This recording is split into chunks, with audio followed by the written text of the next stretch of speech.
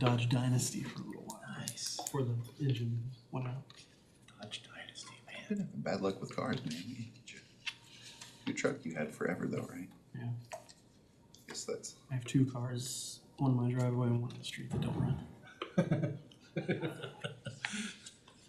All right, cool.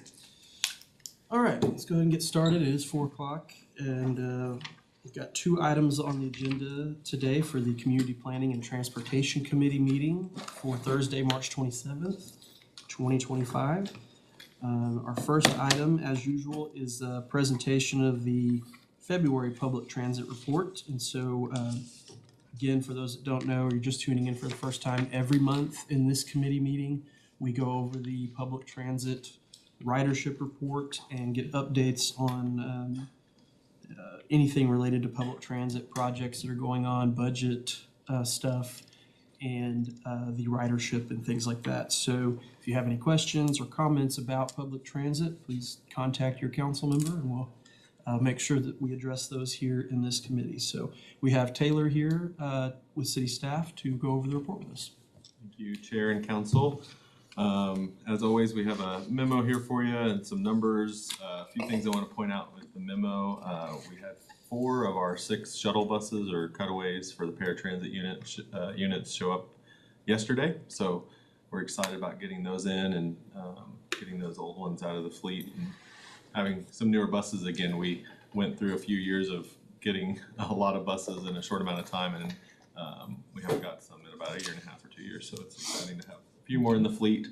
And I believe this will just leave us with 3 total that are technically past their useful life that we need to work on getting replacements for. So much improved from where we were a few years ago after we started operating the service. So we're pretty happy with that and the work that went in to get the grants and the just your support to make sure that we got the local dollars to be able to support those grants.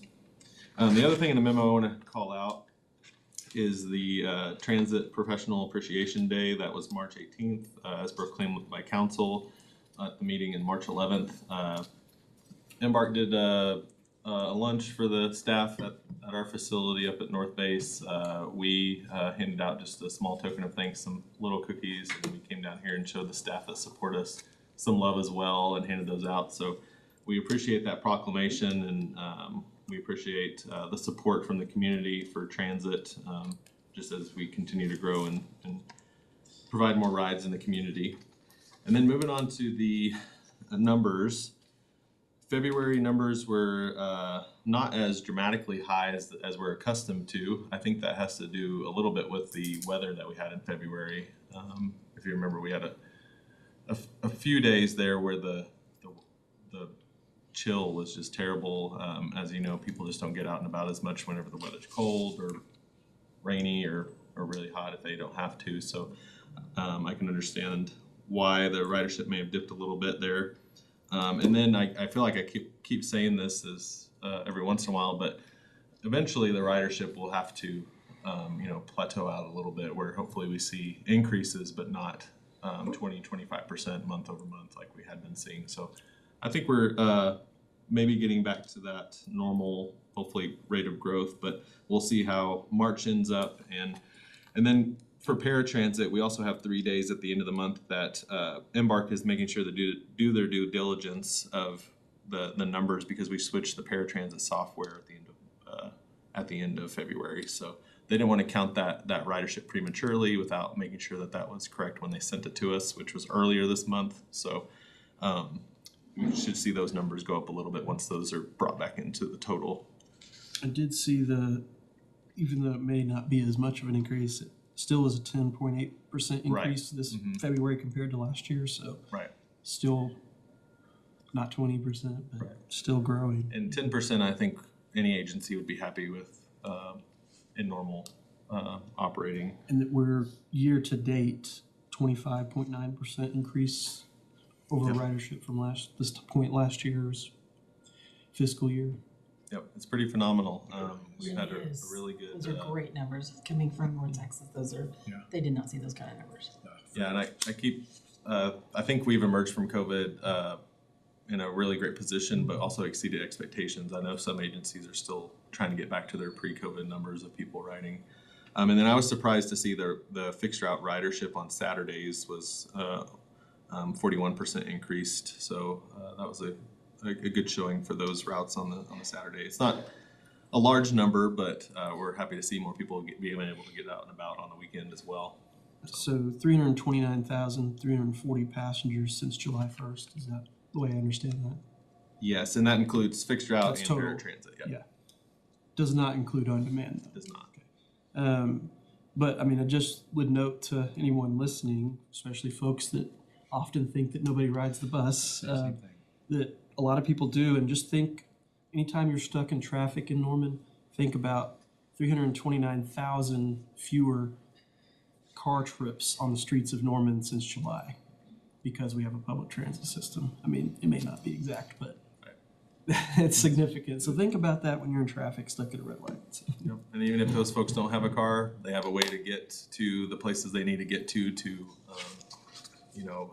have a job, go to education, recreation, whatever they need, right? So, we're very excited about the numbers. I just feel like I need to start tempering the expectations again, start put the brakes on as we, especially this month, kind of threw that in my face again. Just as something we need to keep an eye on.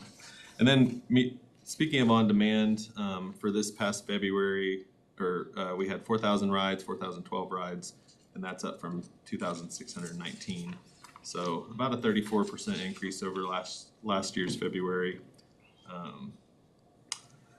And with that, and to your point, that's about 31,000 rides total on Norman On Demand that's not accounted for in the previous number that you mentioned with Embark. And a definite noticeable increase on fixed route Saturday ridership, 41%. Right. From February last year to this year, over 1,000 additional riders, 1,100 exactly this year compared to last. So I think it seems to me it was a good idea when we took over the system that we restored the Saturday service that had been eliminated by CART prior. So I'm really glad to see that continue to grow too. And only over 4 days theoretically, right, of ridership, seeing that amount of increase. And then it is more limited than weekdays. It's only 10 to 7 rather than 7 to 10. So yeah, I'm happy that it's meeting the need for those folks that are using it. Okay. Happy to answer any more questions you all might have, and let you move on to the next item. Okay. The on-demand part? Oh, sorry. No, Norman On Demand had about 4,000 rides in February, which is up about 34%. And like I said, to your point, it's separate from the previous year-to-date number, but we've seen about 31,000 rides on that service since fiscal year start date. And how many have we seen since we started the program? Do we have that number? So I see on here that since August 16th, 2023, we've had 10,500 individual accounts created. Accounts, yeah. Jason, do you remember how many rides we had on Norman On Demand last year? 1,007. Okay, so probably we'll just say 50,000 to be safe. We'll say 20,000 for last year. And you were mentioning before, earlier this month, maybe that it was maybe looking like public transit would not need a general fund subsidy, and that maybe this program might not have to think about cutting it. Yeah, and I did say I probably shouldn't speak out of turn. Anthony wasn't there to hit me over the head. We did get some numbers back. Going through the budget process, it can be a little bit fluid. So we are trying to keep that what I said. We're looking at strategic budget cuts that wouldn't impact service. So trying to whittle down that difference. That we found a small difference in how much money we're going to get from the sales tax and the FTA grant and other revenue sources and the projected expenses. So we are working with city manager's office and finance to try to whittle that down to keep that the same. Okay. So, but if we don't get there, I'm sure report that back, or either way, we'll report that back to council. What is the do we know the revenue that On Demand is bringing in or has brought in since July 1st? Yeah, the fair total, that's really the only revenue, right? for Right, the Norman $2 Demand. Fair flat total fee. for last year, I mean, it wasn't much. It was probably less than 10,000 for sure. But the real revenue is the cost sharing from OU. So they paid in 121,000 last year. That's what they're agreed to pay in this current year. And so that's the lion's share of the revenue, I guess you would call, with that program. And it's about 700,000. Yeah, 754, 760. And we had discussed the possibility of increasing the rate from a $2 flat fee to maybe it's a scale of 2, 5 or something based on the distance, but even a $5 flat fee would be a pretty great deal to get a ride anywhere in that service area compared to other options for ride share. So Yeah, I don't and know we, if that would help if we are in a situation where we're like, oh, we're gonna have to cut this program or. yeah, I Give just additional don't want the revenue. expectation to be a $5 flat fare will raise $50,000, Right. right? That's, you're talking very minimal amount that's probably gonna be offset. Now, it could help with metrics like waiting for a vehicle, things like that associated with On Demand. Not as many people will request a ride because the fare is a little bit higher, right? So they'll be a little bit more choosy with their transportation habits and maybe not take as many, but consolidate trips. So that could help with that. So theoretically, if there's not as many rides being taken, maybe there's not as many service hours out on the road. But I do think that the fare will not account for very much, even if we raised it double or more. So, but we can certainly look at that. I've already notified VIA that council is interested in looking at increasing the fare for next year. So that's definitely on the table. Well, I think we'd like to keep the program. It seems to be successful and growing, but we do definitely have issues regarding the general fund budget and the ability to provide additional funding to transit or PSST or any of the other programs. So yeah, that's just something we might keep thinking about. Yeah, and our goal since the beginning has been transit to try to live, not off the general fund subsidy. So we're working really hard to get that goal and maintain that goal for future years too. So. Any other comments, questions from you guys? Just keep those numbers going up. We'll try. Yeah. That's what we really don't want to decrease service. I know sometimes you have to, Yeah, but sure. it can set you back years Yeah. from gaining people to have trust in the system again and get back into their habits of riding the bus. So if we can preserve as much service as possible, we will. And obviously, if we need to cut service, we'll come back to council and propose those, right? That's what's necessary. I do want to ask, now that we've had this security at the transit center for a month or so, how's that going? I think it's going really well. So there have been some incidents. I think that's the main point of the security is to be able to handle those incidents. But they've been there for those, which is really great. I think trying to de-escalate them until PD can come help resolve it. I've been really happy with the results, I guess you could say. I'd rather them just be bored, but that's not the case. Seems like we found that 12 to 8 p.m. is a good time for them to be there. I'm not hearing of very many other incidents that are happening outside of those hours, so I think that's working really well. I don't know if council has heard of anything from the neighboring landowners or anything like that, but at least the reports I get in, it's always security was there to respond, which is great. Okay. Very good. Okay. Good. All right. Thank you very much, Taylor, as always. Appreciate it. Thank you. Yeah, thanks.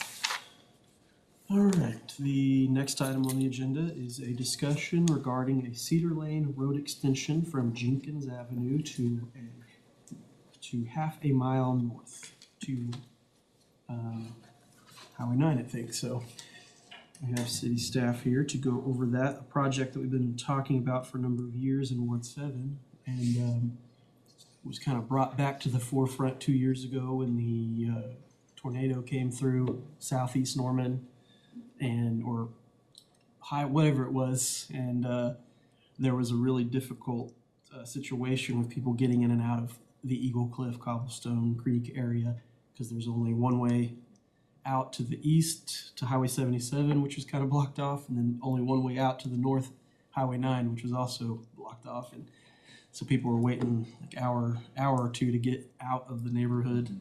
And so that kind of reinvigorated the idea from a lot of residents down there about, can Cedar Lane be extended west and connect to Jenkins and then to Highway 9 from there, and provide another way in and out of this growing. There are a lot of new homes being built. If you haven't been down to Eagle Cliff, Eagle Cliff is, we call it that, but it's really 5 different neighborhoods down there. There's Independence Valley, Eagle Cliff, Cedar Lane, Monterey, Cobblestone Creek, and there's really Eagle Cliff South. And so, and then there's multiple large apartment complexes down there as well. So as that area has continued to grow, the issue of access has continued to be a thing. So this is something we've been talking about for a long time. So I appreciate you guys bringing this forward for further discussion. Thank you. I'm Tim Miles, city engineer. And a year ago, we had a pretty extensive talk about this. So we basically dusted off the presentation from last year just to talk about it again. I know there's interest in maybe having a TIF to help fund some of this. So we're here to talk to you about it. Of course, the big challenge is we need a bridge over Bishop Creek, which is a very costly item, and it's made it kind of cost prohibitive because of that. But it's not just the bridge itself. There's a lot of additional other costs. So we're here kind of to explain what's all involved with it. There's a few text slides that come after this one, but a lot of the information is shown here, so I might spend a little more time talking about it. So there's varying amounts of right-of-way throughout the project. They're on the eastern part where it's shown in blue. I don't know if I have a pointer that will work here. I guess really not. But so on the right side of where we're seeing Cedar Lane Road, that's in blue. Right away on the north side is just statutory today at 33 feet, where the south side has 50 feet. But all segments of this project would need additional right-of-way in order to widen it and construct a bridge. Of course, Jenkins is on the left side, the north-south road, that would also need to be improved to really make this entire network work and function like we have intended. So talking specifically about Cedar Lane Road here, it is classified as a minor arterial in our comprehensive transportation plan. I mentioned needing the bridge over Bishop Creek. This talks about the right-of-way that I also mentioned, various widths in different locations, which would require additional right-of-way. So the existing pavement from Jenkins to the north end of improved section basically doesn't have any pavement.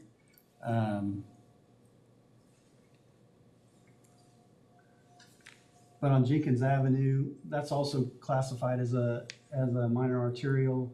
And we will start talking about the typical sections here in a few slides, where we think that Cedar Lane could probably handle a 3-lane section, where because of traffic, Jenkins Avenue will probably require a 4-lane, and that's what we've kind of internally been discussing at this particular time. In addition to the improvements that we need on Jenkins Avenue, there's also additional improvements that would be required on Highway 9. So out there today, we basically have, for the south lanes, we have 1 lane southbound, 1 lane northbound with a left turn and a dedicated right turn. And it is a signalized intersection. But since this is Highway 9, of course, we would have to do all this work and coordinate it with ODOT, get their blessing on anything we proposed for improvements in this area. And then at the very south end of Jenkins, where the new alignment would cross, since I don't have a pointer, I might get and point, but this is basically where Cedar Lane is today, or would be extended where there's no road, just existing utilities within the area. But you can see that there's a private road, Jenkins Avenue and Bratcher Minor Road, all to come together in one point. So that will be a kind of a challenging intersection to address. I can hear that thinking it pretty loud. We have some photos. These are all again from last year, but the one on the left is looking to the south, down Jenkins. The other one is looking east, and you can kind of see the oil field equipment there, which would be south of the existing alignment, but probably impacted, would need to be relocated as a part of this project. And this one's looking north, which shows some potential site distance issues that we'd want to look at the profile when we design this. So these are the various typical sections that we have at our disposal for minor arterial roadways and in the comprehensive transportation plan. So the section in the middle, I think, is what we're thinking would work. Basically, 3-lane roadway and bike lanes on the outside edge for Cedar Lane.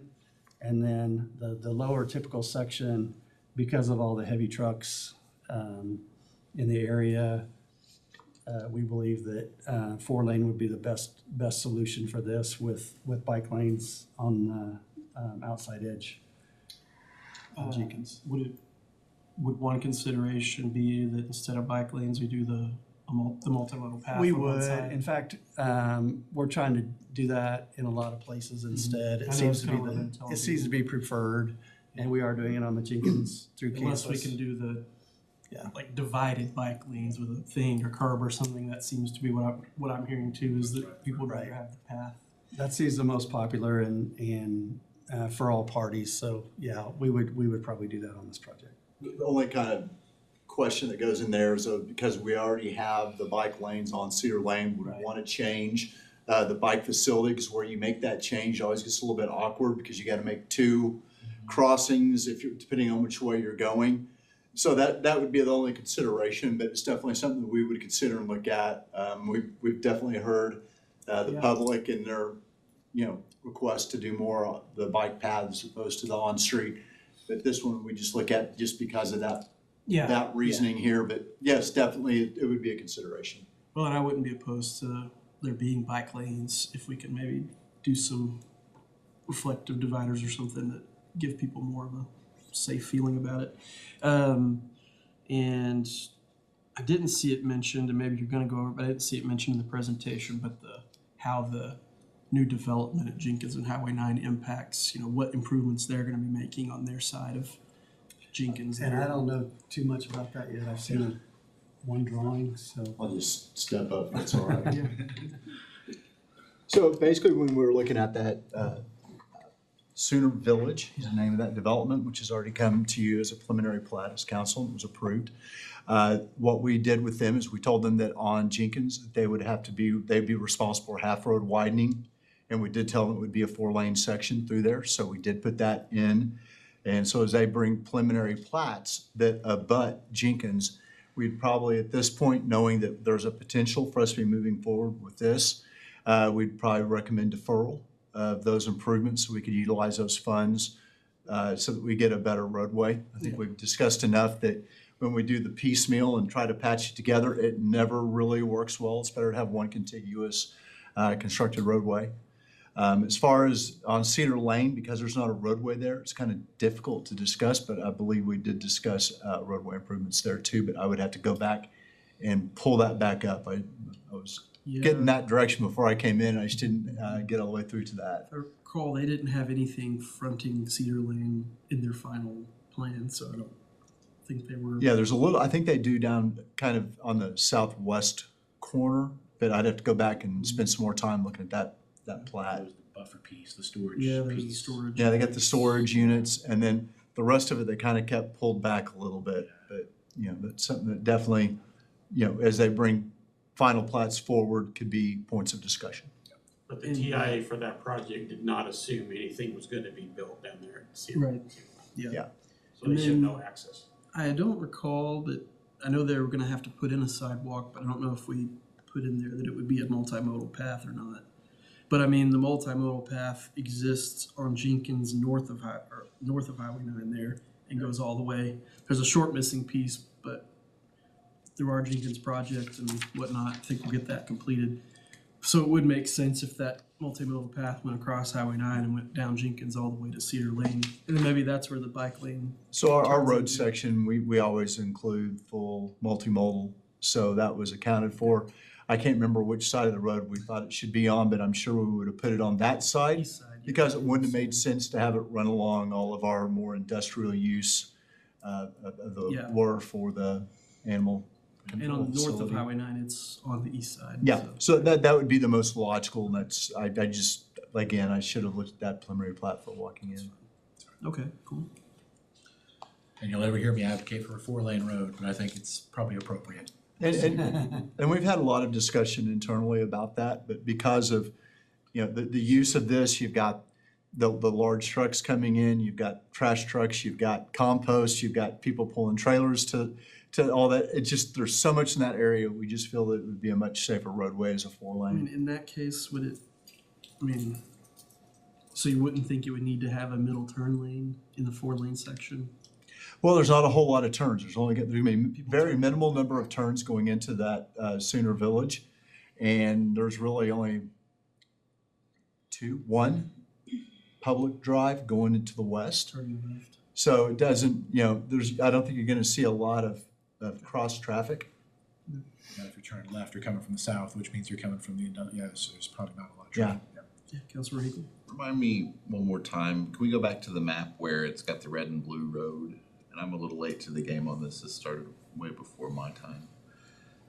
Where is the Sooner, It's on the left corner, yeah. It's the very bottom left corner? in That whole thing right there. Yeah. Basically, Okay. this area, they don't go all the way into the floodplain. They basically ride at the side of the floodplain and come all the way up. So it's that piece.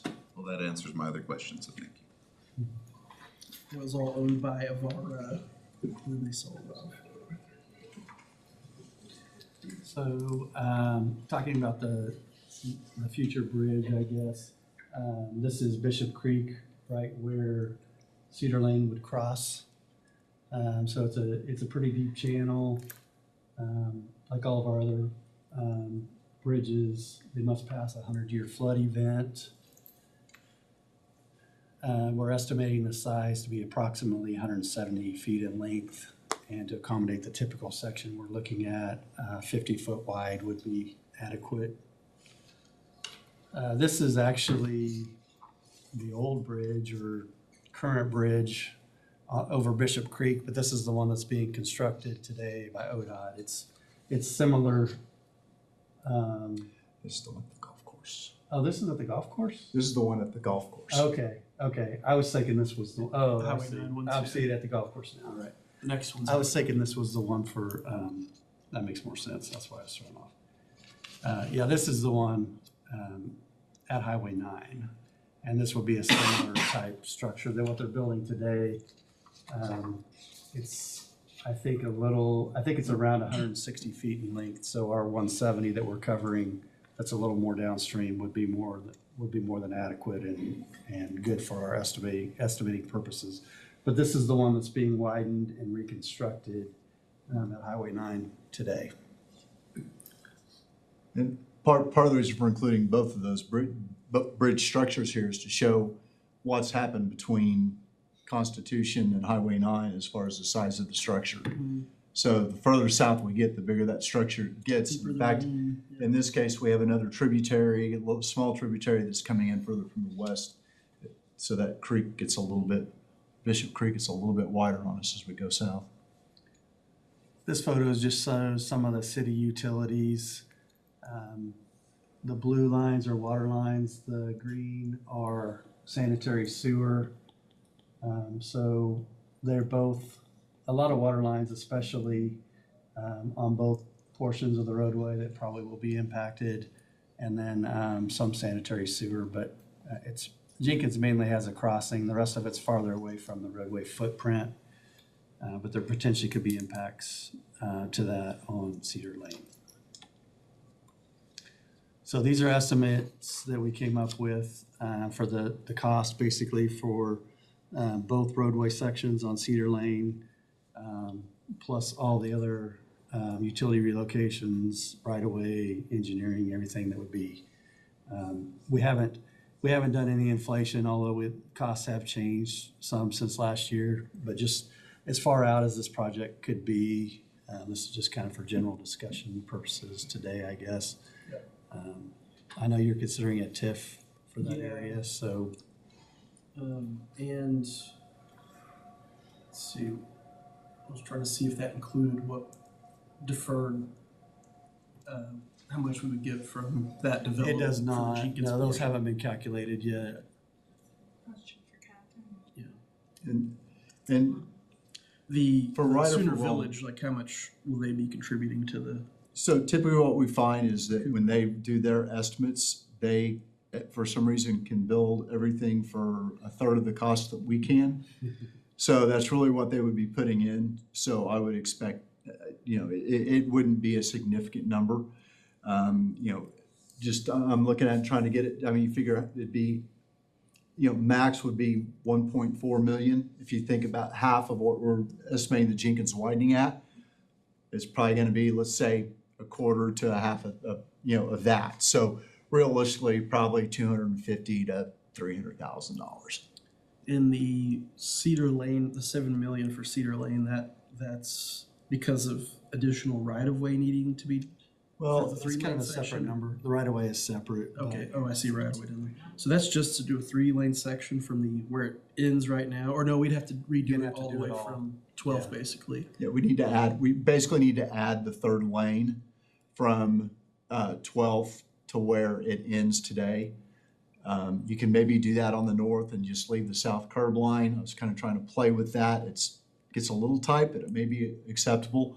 And then doing the 3-lane from that terminus point all the way to Jenkins. And it does say in the here too that all the houses that on Eagle Cliff, old Eagle Cliff, original Eagle Cliff on Peregrine, I think, their back fences are all like 50 feet over the, It's not quite 50 feet. It's about 20. I lived in one of those houses and I benefited from that extra backyard, so I can tell you about this.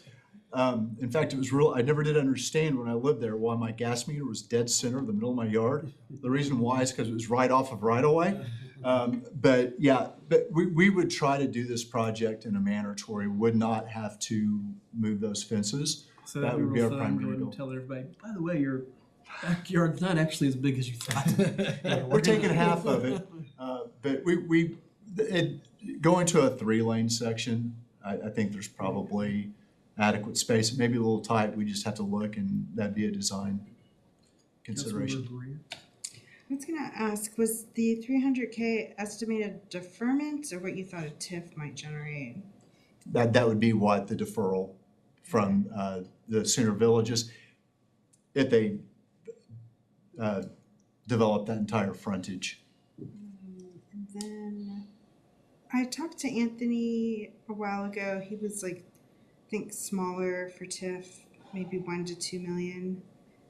But again, we'd have to like do a more educated guesstimate on it. I was looking up our bridge bond. That's a 10-year cycle, 50 million. Obviously, this is like almost half that. But I could see breaking different parts out. Like if the bridge was 5.1 in the next bond, and you're doing right-of-way and engineering before that, that looks to be almost 5 million on its own, engineering and right-of-way. I could see ways to get there. And I would think a TIF that included the Sooner Village, included the existing Walmart Supercenter, and then the new Target and Lowe's or whatever is going in down there. I would think it would generate more than a couple million over 25 years. Absolutely. But yeah, I think that's, one way we might have to go about it in pieces maybe. Well, I think that what, as staff, I think our concern is, we couldn't go build the bridge. We need to build the bridge in the road. We don't want to build one section of road correct and attach it to a section of road that, we don't know where we get back to. We just gotta, we try to think through it holistically. And one cost we really haven't identified here, because we have no idea, is if we had to relocate that, Big pipeline. the Sewer. oil, Oh, the oil well. yeah. We may have to work with the Sooner Village developers and maybe skew the road a little bit further north. I don't know, but that's something else. When we got further into design, we'd have better answers. Well, I know that where you show it connecting to Jenkins, and you showed it in the pictures, but there's a real steep Yeah. incline or decline, whatever, right there too. So, Councilor Pico? Yeah, just to that point, I mean, do you think there's any money available from like OERB for the oil piece? Or maybe even FEMA for the road piece, considering it's kind of a emergency management? What do you mean, like people getting out? I'm trying to see if there's maybe some uncovered ideas. I haven't seen any kind of funding really available for anything like that. It'd probably be like a mitigation grant Right. or something like that. I know it's a long shot, I just know Yeah. we've got proof that this was an issue during the last storm, and if we can, use Yeah. that case study as a logic to maybe secure some federal funding. I know federal funding isn't the most secure source. Right now, we're kind of, Right, I'm we're just. all anxiously awaiting what's gonna happen to that. FEMA just came into my mind because of the whole tornado aspect we had. As far as, OWRB tends to be more on Okay. cleanup of sites after, if this was an abandoned site, Okay. that may be an option. Okay. But that's something we could definitely But it is an investigate. active, it is active. active right now. Do we know? I do not know. Councilor Hinkle? So, okay, that brings me back to the question I wanted to ask. Is there any value in not making that intersection at Jenkins and Cedar Lane a 90-degree angle and maybe coming across the Bishop's Creek at an angle and connecting that way? I think that would be a negotiation with the developers of that property. We have statutory right-of-way where it is today. So, if we'd have to purchase more right-of-way if we got out of that. And that would also, they've kind of got that set for development and preliminary platted. So it'd pretty much be a discussion with them. It would benefit their development to have that access, that's for sure. I know they would like to have it, the access there. And, I think we all agree, this isn't a bad thing. It's a positive thing. It's just, it's getting from A to B that's the problem. It's how do we get there? Is Cedar Lane a section line road? Mhm. Yeah, All the way down. it's you would have thought it would have gone through as just an old country That's road or why I something was- years ago, but Yeah, it's just kind there's no evidence that there was ever anything. It's kind of that, Post Oak really does the same thing, and I really think it has a lot to do with topography. I think that this will not be a simple road. I think it's gonna have some cuts and some fill, and I think it's gonna be it's gonna be a tough engineering and a tough construction. Councilor Grant? What is the ETA on another transportation bond? 2029, That, 30. At this point, with the current funding situation that we're having, I would be hard pressed to see us being able to go for one that quick. like, so in 2029? So 2019 bond was a 10-year. It's a 10-year, Oh, okay. but at this point, I do not want to see us in a situation like Rome to 2012 where we have projects that are incomplete. I think that's put us in a kind of a hard situation. When we did the 2019, we thought we had secure funding for at least phase 1 of 36, and then it fell through, so it all happened at the same time. But with the increase in cost, what we've seen in the increase in cost in 2019 to today, we're seeing projects that are double the cost of what we anticipated. And that's with rather large contingencies and putting 2% per year in for inflation growth, and we're not even touching them. So even if it was like half the time, like a 5-year transportation bond, it would still, inflation from year to year and cost of materials. Potentially, this is unprecedented. We've never seen in our careers, and we've been doing this for long enough to say that it's enough to say that we pretty much have seen it for a long time. We've never seen a time frame where we've seen this kind of inflationary rates. We have projects right now that we're doing engineers' estimates on, And a month and a half, 2 months later, we're getting bids in and we're 30% over engineers' estimates. Steel just went up this week again. Yeah, and we have no way, we can't even anticipate it. So, and then with the changes that we saw in the scoring at ACOG, that means the projects that we selected that we knew were the kind of those money projects, they were the money in the bank projects, now we're not getting that funding, so, Yeah. This project would fall into that category. yeah. It would be hard to score this project well with the current criteria. They'd have to make major changes for it to qualify for anything. Even though it was kind of our relief valve for storm issues and things like that. Okay. It's just because of It's a widening and. it's just their criteria as they have it So today. even if you threw a lot of multimodal sidewalks along Make it it or one big whatever. bike path. No, I mean, Yeah. it's kind of funny because this is something that we've talked about in-house and I can't get my head wrapped around, but Oklahoma City is putting in multimodal and maybe an overlay on a street. And somehow that ranks way better than us doing a whole road and multimodal. And I can't wrap my mind around it. But, you know, we keep trying. We can only submit 10 in a cycle. And, you know, we always, 36 Northwest is always submitted and will be until we get it figured out. But we do continue to look, we're always looking all the notices of funding opportunities, the NOFOs that come out. We always look and see if we have projects that we think can apply. You know, you see our recent partnership with the absentee Shawnee. We're working on some other transportation projects. Hopefully, we had a debrief on one that we didn't get here recently, and we'll probably be working on that one again. So we are looking for other sources, and we're continually trying to find ways to get our financing back on the right side. But that would be my concern, was saying that we're going to do a 29 bond. Sure. If we have 3 projects left out there, it would be hard to leave those projects and start trying to work on another But group of projects. we will need to renew the program, so it doesn't, Yeah, if we want to, yeah, so we can renew it without raising taxes, basically. yeah, And you are correct. And, You are correct on that. so I guess we'll be having to figure out what would be on that next bond package, so that we don't let the current one expire. Because that is one of the best programs we Like 4 or have. 5 projects at that point. and Well, we're and the done. other thing that, Yeah, maybe that's what we're gonna have to do. The next one's well, gonna have to and be moving forward in the 6 future, projects. we may 5. do all projects fully funded with bond funds only. And then we go chase funding, and if we get funding, it's bonus, which is what we did with the bridge bond program. And that's working out really well, and we're being successful with that right now. So I think Yeah. that maybe just because of the funding and the way things are going, we may have to just change our thought pattern on how we move forward with future And, bond issues. 2019 bond, several of the projects that we had programmed to be locally funded ended up getting federal funds, so we were, And they ranked well. yeah. I'm trying to pretend like we got a crystal ball over here. Another thing with the ACOG funding is you're capped at 7.5 million, so Right. it would be more than one project, and then we would be competing this project with our 2019 bond.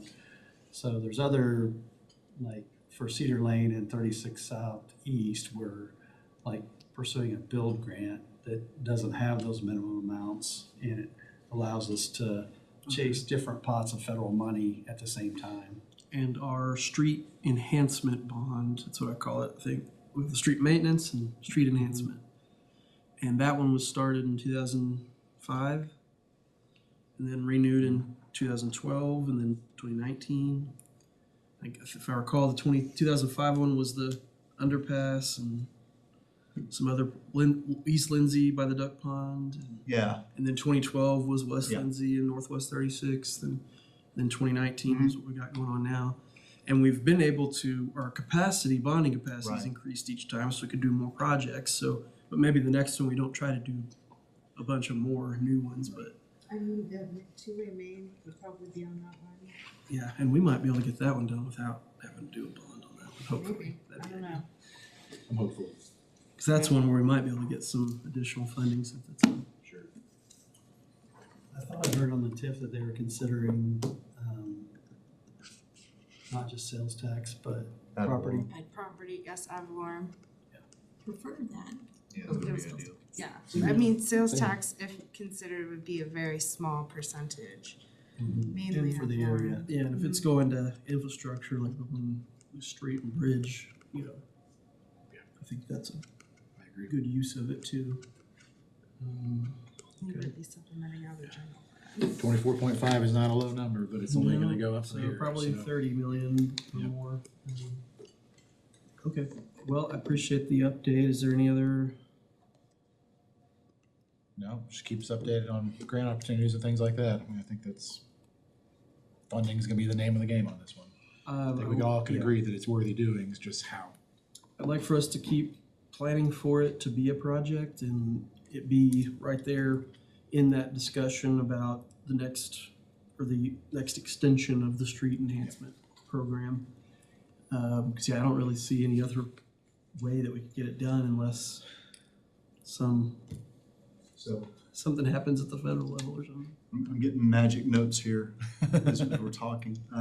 So Anthony is pointing out that basically if you're looking at, on geo bonds, for each dollar, a month, it raises about $10 million. Okay.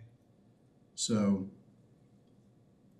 you could raise, you could do that, go to 250 and Is he watching this? The eye in the sky. Yeah. Yeah. It's good for each time. I left my phone in the office, but luckily I'm on the Wi-Fi, same Wi-Fi network, so I pick it up on my watch. So, And the 2019 bond, that was how much? 40 something Sounds or right. 80? It was the total thing was 89 million or no, it's about 100. yeah. The 2012 one was 80 something. Yeah, it's about 140 and it was not quite 50-50. Yeah. Because we did those projects fully funded. So the next one, there's a possibility we could have more capacity, probably closer to 200 maybe, 200 million. Okay. Well, 2029 is not that far away. No. When the current program would expire, so 4 years, man. start thinking. Closer than we Crazy. think. Yeah.